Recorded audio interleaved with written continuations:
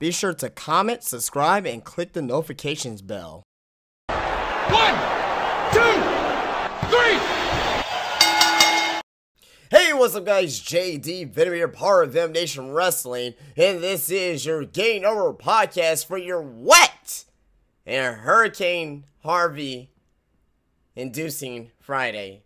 If you don't know, guys, I am in San Antonio, Texas, and right now I could be dead. I'm recording this on Thursday night. No, I'll be fine. If you're seeing this, I am fine, guys. Don't want you guys to worry. But if you guys are new to the channel, be sure to leave a thumbs up. Be sure to subscribe to the channel. Be sure to follow me on Twitter and like the Facebook page, where both links are down below, and also here in this lovely display here for you on this video here today. Tell your friends and family come join the JD Venom Nation here on YouTube.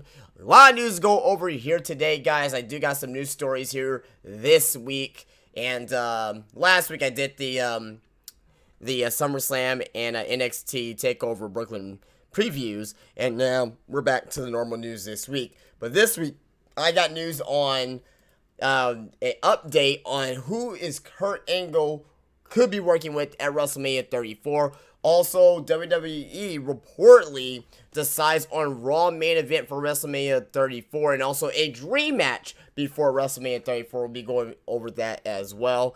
Also, we'll be going over the official signing of WWE's newest acquisition, Lio Rush. I know I haven't reported on it, but I wanted to talk about it here. And last but not least, Asuka, as of last night, and I'll start off with this here first, she relinquished the NXT Women's Championship due to injury. So, before we actually get into that first news story here, I'd like to thank you guys very much for checking out the SummerSlam reviews, checking out the NXT TakeOver Brooklyn reviews. A lot of new subscribers, a lot of new people checking out the channel. So this is weekly here on my channel of the Getting Over podcast. So I thank you very much for sticking around with me. But as we always do every single week, we go over our Raw and SmackDown viewership from this past week. Raw viewership draws second highest number this year. This week's edition of Monday Night Raw, which is headlined by John Cena and Roman Reigns versus The Miz and Samoa Joe, drew 3.4 million viewers. This is way up from last week's, and it's the second highest number behind the post-WrestleMania episode.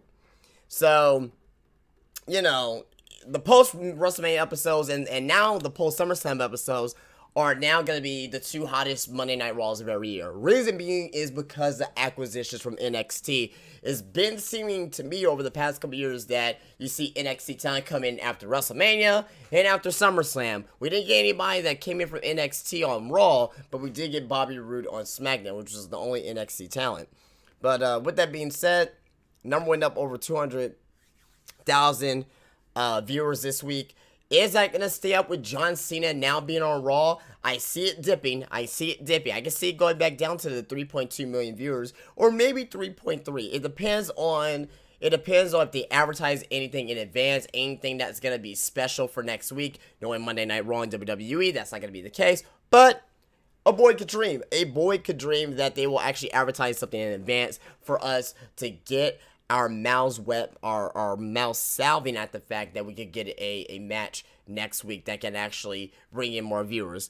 I don't see it going up. I see it going down next week, unfortunately, just by what we saw on Monday Night Raw. I don't see it going up at all. But, you know, it's expected to go down. It's not a night after WrestleMania. It's not the night after SummerSlam. So, it's just going to be a regular Monday Night Raw next week. But it's just not going to have John Cena. John Cena is going to be there now. But Raw drew in a good viewing this week. And also on top of that as well, you know, personally I thought Raw this week was, I won't say it was a terrible show, but it was a show that was very underwhelming. So that is the Raw viewership this week. SmackDown, moving on to SmackDown, coming off the heels of the SummerSlam, and SmackDown had the biggest audience since April's roster shakeup, coming in at 2.6 million viewers. This is up 6% from last week.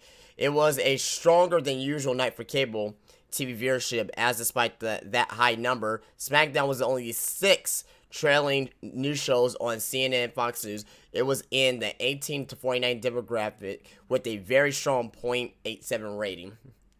Nowadays, a .87 is a strong rating. Back in fucking, 1999 and 2000, we expect the ratings to be in 6s and, 5s and 6s. So, hey. But they drew 2.7 million viewers last year. They drew 2.6 million viewers this year, the Tuesday after SummerSlam. And this was headlined by a rematch by a SummerSlam United States title match when AJ Styles defeated Kevin Owens. So, is SmackDown going to go up next week? No, I expect to go down just like Raw. I expect SmackDown to go down to maybe 2.5 million or maybe 2.4 million. But that was your SmackDown and Raw viewership from this week. Let me know if you think it's going to go up or down for their viewership next week down in the comments. On to our first wrestling news here. There's not an official story yet, but it is all over Twitter right now. And I've seen video footage already. NXT had their SmackDown tapings. Not SmackDown tapings. Wow.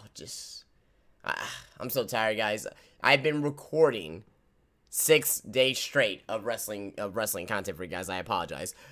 WWE NXT was in Full Sail tonight for the tapings. And basically we saw that Asuka relinquished her title, her NXT Women's Championship, due to injury. Let's be honest. She was gonna be out for about nearly 2 months, a month and a half with this broken collarbone. Totally understand. The tapings happened tonight. They had to make a decision. They took the title off of Asuka. Okay? She was not gonna be beaten in NXT. Ember Moon was the best shot. No one was gonna beat Asuka. So this injury was, in a way, a blessing in disguise to get the title off of her so she can go on to Monday Night Raw or SmackDown Live.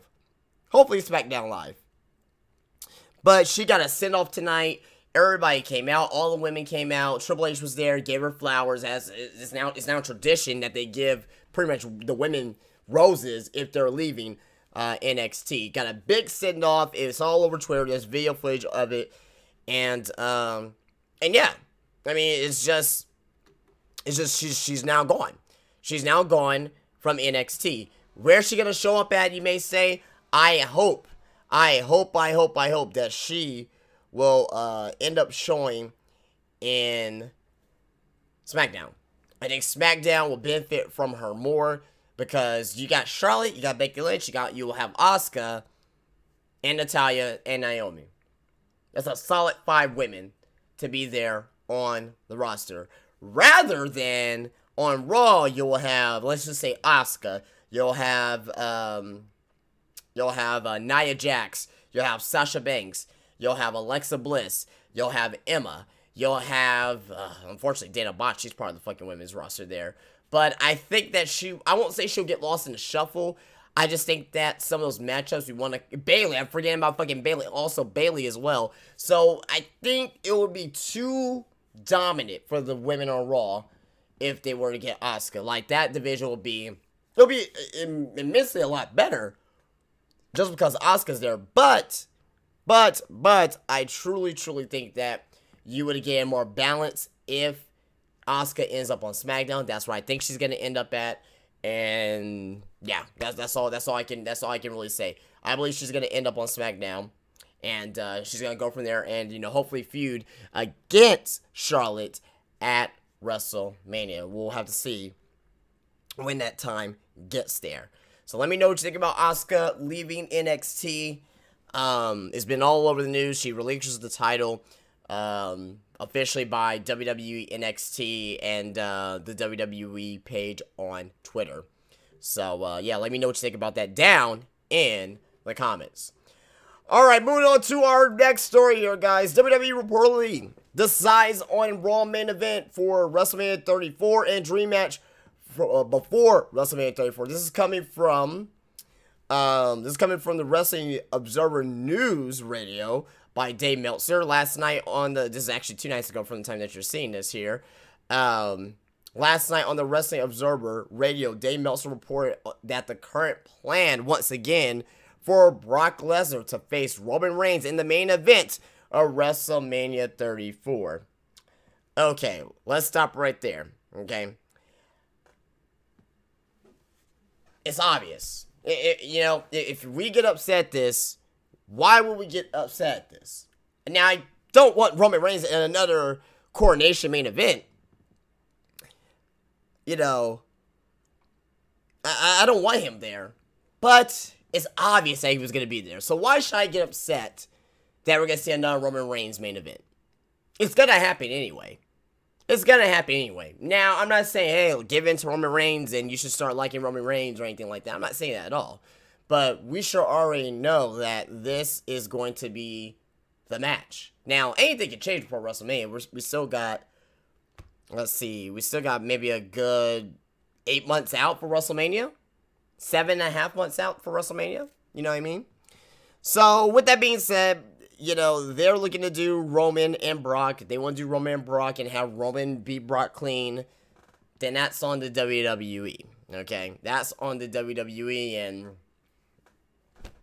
you know, hey, you know, I really don't have anything to say about it. I mean, you know, if anything, if you were going to crown Roman, you should just let Roman become, and as I pitched a while ago, for him to become the Universal Champion right now. Get it out the way. Get the coronation out the way and maybe have, you know, Roman Reigns be defeated by Samoa Joe, or Roman Reigns be defeated by John Cena, or have Roman Reigns be defeated by Braun Strowman at WrestleMania for the Universal Championship.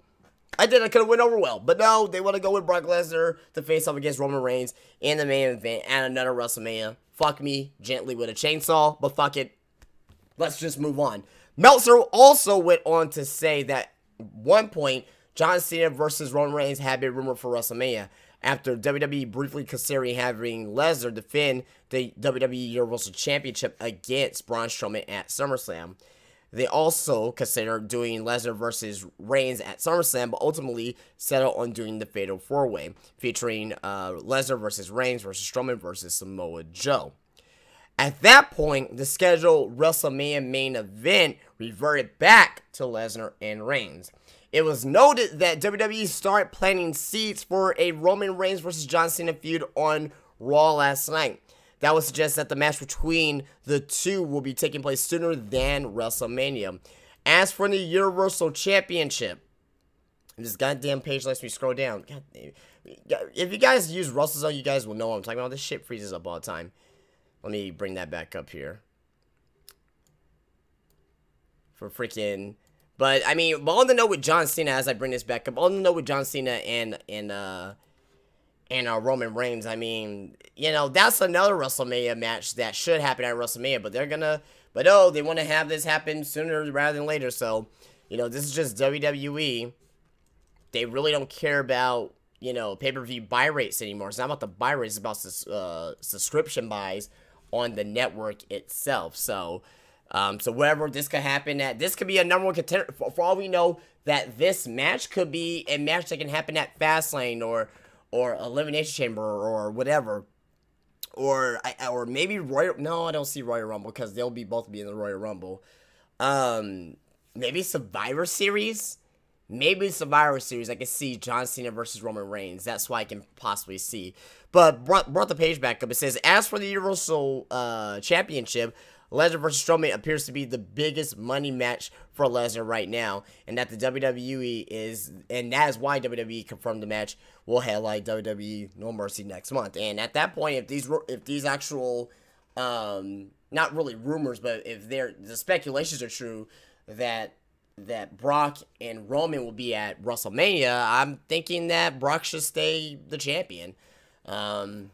We'll have to wait and see. I have to see how this feud plays out, and I will be making a pick when that time comes along. Let me know what you think about this down in the comment section with the proposed WrestleMania main event, and also Cena versus Roman before WrestleMania. Let me know what you think about that. Speaking of WrestleMania, guys, we got another news update. This is coming from Wrestling News World. Big update on Kurt Angle working WrestleMania 34 and who his opponent could be. WWE is fully aware that the Jason Jordan Kurt Angle storyline is not getting over as hoped, and a variety of alternatives are now being considered. Oh yeah, it wasn't getting over, right? I don't know. I'm just saying maybe because Kurt Angle's son is black. That's one thing right there. No one paid attention to that. Yeah, Jason Jordan could be mixed, but he looks more black than anything else. Like, come on, man. Come on. Like light-skinned people, like Jason Jordan, he looks more black than he does like a white guy. Like, if, for example, Steph Curry, I could take being Kurt Angle's son, because of fucking Steph Curry's complexion. Jason Jordan doesn't have that same complexion. He's a little bit darker. I guess I'm the only one that notices shit like that, but whatever. We'll leave it alone. I'll try not to bring that up again.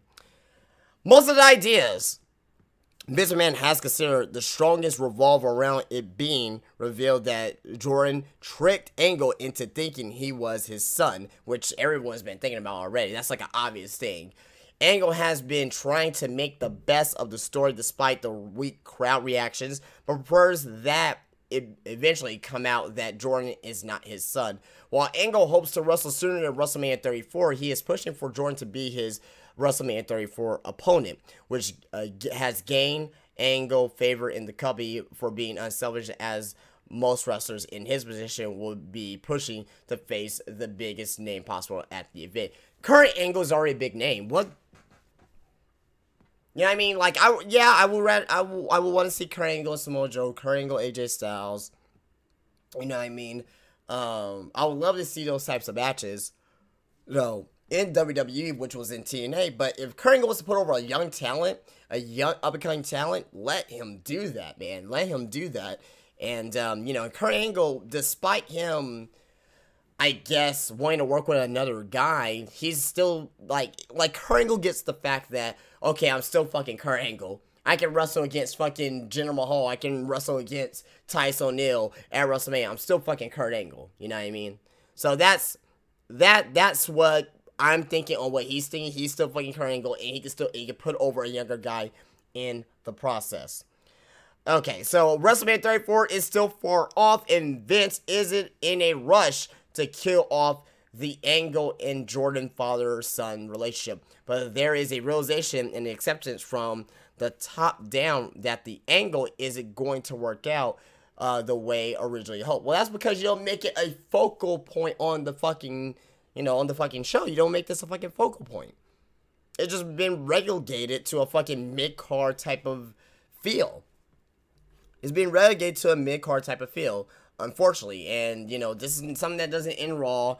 It's something that they don't really focus on. It's something that's not involved in the main event. Jason Jordan should be facing off. He should be, if they really want to make this a big deal, Jason Jordan should be, you know, challenging Braun Strowman to a fucking match, or challenging John Cena, or challenging Samoa Joe, or challenging Seth Rollins or Dean Ambrose. Have them go up against top tier guys to make this a big deal. But if you're gonna have him go up against guys like, no offense, I love The Miz, but going against The Miz, going up, well, Finn Balor is his best opponent, but look, he got beat by Finn Balor. You know what I mean? He got beat by Finn Balor this Monday night on Raw, so you're not doing yourselves any favors on why the crowd doesn't like it, because you just basically fed Jason Jordan to Finn Balor. You just fed Jason Jordan and Finn Balor, and you expect this guy and the storyline to get over.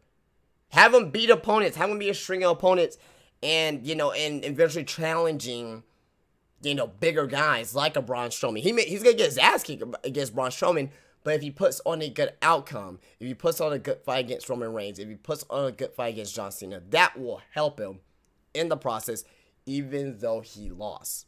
So let me know what you think about that down in the comments about this whole situation with Kurt Angle and Jason Jordan possibly be happening at WrestleMania 34, or at least a proposed idea of that match happening at WrestleMania 34. Moving on to our next story, guys, and we're going through this here, guys. This may be a 25 to 30 minute episode, so this is not going to be very long at all, guys. because I gotta go to sleep. I gotta wake up in like 5 hours. So hopefully you guys understand. Last week, WWE signs Leo Rush. WWE has announced a blockbuster signing in form of the 22-year-old prodigy Leo Rush. Internationally recognized as one of the ring's top high flyers, Rush officially joined the Performance Center in Orlando, Florida. So, this was already reported. I'm not going to spend too much time on this. I haven't heard anything about him being at the NXT tapings tonight. I would kind of assume that it would be, but he's not there yet. So, with that being said, we'll have to wait and see on when he's going to actually show up at the Performance Center. Big fan of Leo Rush. If you guys want to get into his matches or anything, you can watch a few matches of him and, what's his fucking name? Oh my god, how did I forget his name? Blonde guy, long hair. How did I forget his name? Fuck me. Let me look it up real quick. Leo Rush versus... He had a good, shit. I can't find it. I feel like an asshole. But you gotta watch, you just gotta find some of his matches on YouTube. Definitely not Jay White. I can't think of his fucking name. And I feel like an asshole. I feel like an asshole. It's gonna fucking like make me go fucking crazy. As I mean, you know how you like just have someone's name in your hair, or have something in your head, and it just goes away. Now it's gonna fucking bother me until I actually find it. Fuck me, Jalen with a chainsaw. Well, anyway, I'm pretty sure I'm gonna find it in a second. Just gonna come back to me. So, but anyway, he's signed with excuse me. He is now signed with WWE. I haven't heard anything from him at the NXT tapings tonight. But, I haven't heard anything from him at the NXT tapings tonight, but if I do hear anything, be sure I will let you know that when that does come up, and, you know, and when he will actually be debuting in NXT. So, possibly by the time that you hear him debuting in NXT, it will actually be, you know, already reported by a bunch of other people, because I'll probably be at work.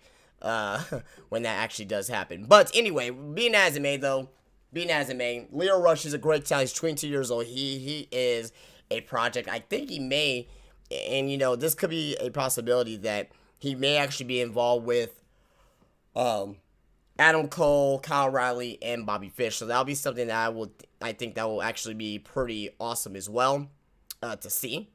If we were to see Leo Rush involved with that group, make like a little Ring of Honor faction. They haven't named the faction yet. I haven't heard anything about if there's a name of a faction, and I want to hear the faction interest music on how they come out to the ring and you know, and all that great stuff. Okay, you know what? I didn't find the name. I did not find the name there, but his name is Matt Riddle. Matt Riddle. That's what it was. Check out Leo Rush. Let me look that up. They had like a fucking crazy series where they... Is it Matt Riddle? It's Matt Riddle, right? Yeah, Matt Riddle. Yeah, Leo Rush versus Matt Riddle. I'm pretty sure that's who it was. Now I can't even find the matches on here. What the fuck? Alright, anyway. Being as it may, you definitely guys want to check out Leo Rush, and he's a great talent. That's all I can really say. It wasn't Matt Riddle, or was it Jay White? God damn it. Not Jay Lethal. Whatever. Fuck it. Just whatever. Whatever. We're just gonna move on. We're just gonna move on to the next story, guys. And the next story is that backstage news on Gabe Sapolsky's future with WWE, a possibility. Let's see. WWE. Where is it where I found that at? Okay, yeah, here we go. So, Gabe Sapolsky, who is and this is coming from a Wrestling News World, he's the Wrestling News World Vice President. He has been trying to get a full-time job with WWE. Sapolsky is close with Paul Heyman. If you know about their story history, you will know already. And Heyman was able to get Sapolsky a part-time work as an NXT consultant, but Heyman is pushing for Sapolsky to be hired full-time. WWE is waiting to see how Sapolsky's trial run as a consultant turns out before committing to anything more extensive. WWE realizes, and is part of their interest with Sapolsky. Heyman's influence in WWE comes and goes, but right now is seen in a favorably by the McMahons, and WWE's paranoia that Brock Lesnar might leave the company after WrestleMania has resulted in Heyman being treated far better by both Vince and Stephanie than he was at a few months ago. Heyman has pushed for years for Sapolsky to be hired, but Heyman now has more pull than ever before. If Gabe Sapolsky is hired, guys, Gabe Sapolsky is a great wrestling mind for the business. He was, he was a part of the original ECW. You know what I mean? And he's part of ECW and Ring of Honor. You know what I mean? And Ring of Honor. I mean, this guy, was, a promoter, a creative writer. He's just a great mind for the business. He's a great mind for the business, and I really think that WWE would actually benefit from Sapolsky being involved in creative. He's actually, well, no pun intended to be involved, but he's probably evolved as well. So he was a head man there in Evolve, Dragon Gate USA, like I said, Ring of Honor.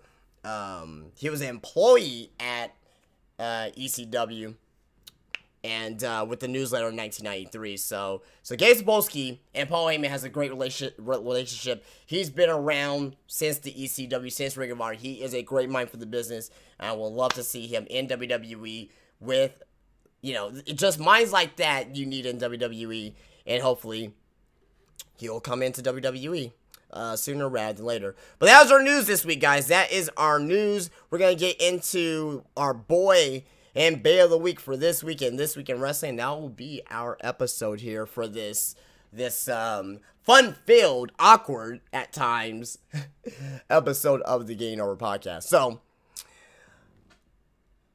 our boy of the week, or we'll start with our Bay of the Week. Our Bay of the Week is a woman who defeated Ember Moon at NXT TakeOver Brooklyn. Yes, it's Asuka, but I want to do the build-up. A woman, despite injury, is still undefeated, and a woman who just relinquished the NXT Women's Championship at last night's NXT tapings in Full Sail.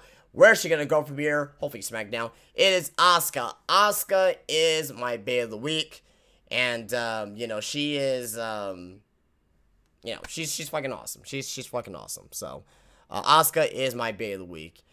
And my boy of the week, baby! Oh, no, it's not Adam Cole. Okay, it is Adam Cole. Well, who else could it be other than Adam Cole?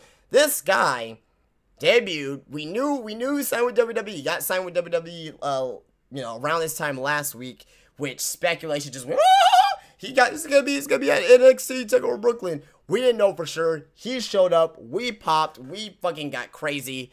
And, Adam Cole is at the NXT tapings tonight. And, we'll see where this goes from here, man. What's the name of the faction gonna be? What's there gonna be their hand gesture? What's their music gonna be? What's their merchandise? I think about all that shit, with guys coming in like that. That's gonna be hot. So, Adam Cole, baby! Is my boy of the week. Last but not least, guys, we're going to talk about This Week in Wrestling. This Week in Wrestling, 6 years ago, TNA presented Hardcore Justice from the Impact Zone at Universal Studios in Orlando, Florida. Opening match was Brian Kendrick defeated Alex Shelley and Austin Aries in a three-way match to retain the TNA X Division Championship. Tara Miss Tessmacher defeated Mexican America of Rosita and Sarita, which is Zelina Vega from NXT, to retain the TNA Knockouts Tag Team Championship. Me reading that right now, I forgot that was even a fucking thing. I forgot there was Knockout Tag Team titles. Fucking hell. The Pope, D'Angelo De Niro, defeated Devon in a Bound for Glory series match. Oh my god, I forgot about that shit as well. The Bound for Glory series. Oh god, I got a headache. Just got a headache right now, just thinking about it. Winter defeated Mickie James to win the TNA Knockouts Championship. Crimson defeated Rob Van Dam by disqualification in a Bound for Glory series match. Fortune of AJ Styles, Christopher Daniels, and Kazarian defeated Immortal of Abyss, Scott Steiner, and Gunner. Oh, fucking hell. Bully Ray defeated Mr. Anderson. Beer Money of James Storm and Bobby Roode, who defeated Mexican America of Arakia and Hernandez to retain the TNA World Tag Team Championship. And in our main event, Kurt Angle defeated Sting to win the TNA World Heavyweight Championship. Let's look at this. Let's look at this list, guys. 6 years ago, right? 6 years ago. 6 years ago was 2011. A lot has changed in 6 years. But guys like Brian Kendrick, Austin Aries, Rosita, who is Zelina Vega, Devon, Mickie James, Rob Van Dam, AJ Styles, Bully Ray, Bobby Roode, James Storm, and Kurt Angle, and Sting. That's 12 wrestlers. That's 12 wrestlers that came from TNA and has at least had a match in WWE, or at least been on WWE TV prominently. And I include James Storm in there because remember, last year he was part of NXT for like a cup of coffee. Not even a cup of coffee. It was like a half a cup. But everybody else was in WWE for at least a couple matches with Sting. Kurt Angle, you know, he hasn't had a match yet, but that we just talked about that. AJ Styles, WWE fucking champion. You know what I mean? Like, Bully Ray and Devon came back as Dudleys. Rob Van Dam came back for a little bit. Mickie James, who's back on the Raw women's roster now. The Pope, who just left TNA a couple days ago. He just left TNA. Zelina Vega, a.k.a. Rosita, she's now a feature staple on NXT.